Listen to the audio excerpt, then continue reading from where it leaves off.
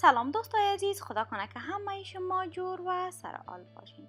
خوشحال هستم که یک بار دیگر همچنان در خدمت شما عزیزا قرار دارم. البته این بار با آماده کردن ماست خانگی، البته در داخل دیگ برقی. خب خدا کنه که خوشتان بیاید و شما همچنان آماده کنید. بیاین که شروع کنیم با آماده ساختن امی ماست خانگی.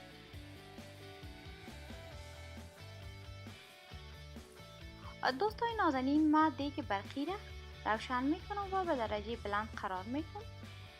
قسمی که از نامش پیداست، اما چیز در داخل از این دیگ به آستایی پخته میشه و ما همچنان ای را میگذارم که یک کمکی داغ شد.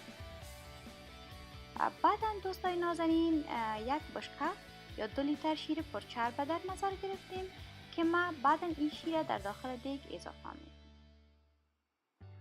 شیر میگذاریم که جوش بیاید. البته ما نمیخوایم که سر بره، ولی جوش بیاید.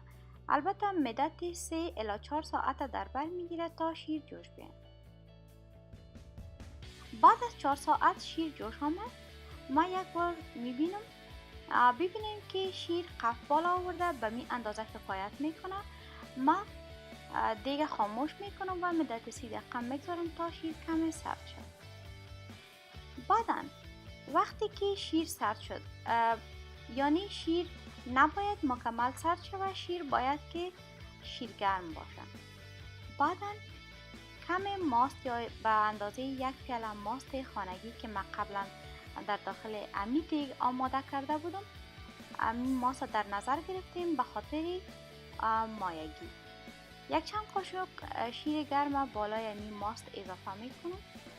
یک کمک ماست با شیر مخلوط می سازم تا که کم نرم شه، به خاطر که این ماست بسیار غلیظ آماده شده بود. بعدا امی مایگی را تمامش در داخل شیر اضافه می کنم.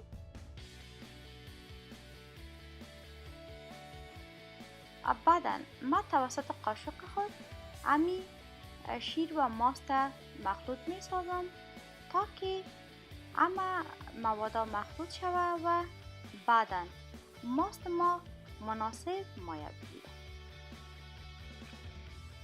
آن سرپوش دیگ بالاش میگذارم. ببینین که سرپوش دیگ تفت بالا آورد. به خاطر چی؟ به خاطر که شیر ما شیرگرمه.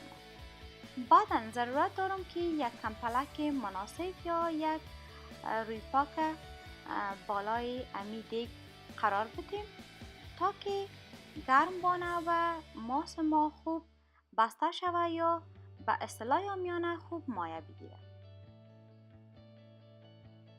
دوستای نازنین، ما ماست البته همیشه شب آماده میکنم و ایره میگذارم شب تا صبح یا حداقل 8 الی 10 ساعت باید بگذاریم تا ماست خوب بسته شود یا مایه بگیره.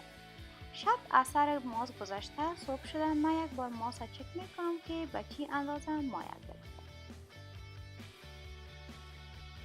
قسمی که شما میبینین دوستای نازنین خوب ماست مایه گرفته، اما ما باز هم ایره یک بار برای شما نشان میدم.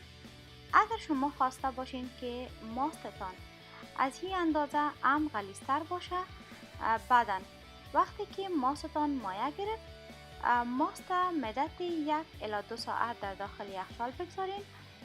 ماست مکمل بسته میشه. بعدا شما میتونین که نوش جان کنین و شما میتونین که از این ماست دوغ، چکه و یا همچنان قروت آماده کنین و شما میتونین که این ماست مدت 1 هفته در داخل یخچال نگهداری کرده و از این استفاده کنین.